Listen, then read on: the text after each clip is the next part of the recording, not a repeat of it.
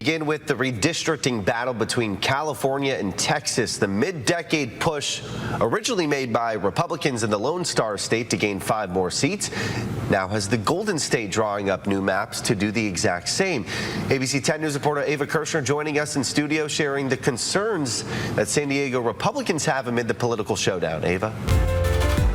There is a lot of frustration in this back and forth between California and Texas. The newly proposed maps for redistricting in our state could potentially cut down the number of Republicans from 9 representatives to 5, including local Congressman Darrell Issa.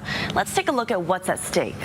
There are at least 5 seats in California that could flip from red to blue. The 48th district, represented by Darrell Issa, would move to lean Democratic. Can you tell me how San Diego Republicans are feeling right now, especially with the proposed maps potentially erasing Darrell Issa's seat? Well, Darrell Issa is a tremendous congressman. San Diego Republicans support Congressman Issa. We want him to stay there. If Newsom's special election goes the way he wants, that won't be the case. Donald Trump, you have poked the bear, and we will punch back. On November 4th, voters will either adopt or drop the new plans for the next 3 congressional campaigns. They would only pass with more than 50% approval. It's far from the typical process congressional maps go through.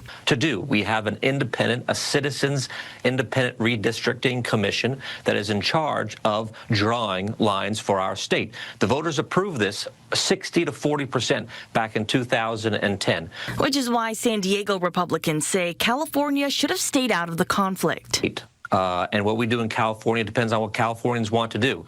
What Texas wants to do, they can do what they want to do because that's what the Constitution allows us to do. Each state decides their election rules. State lawmakers will have until Friday, August 22nd to finalize and approve the proposed maps.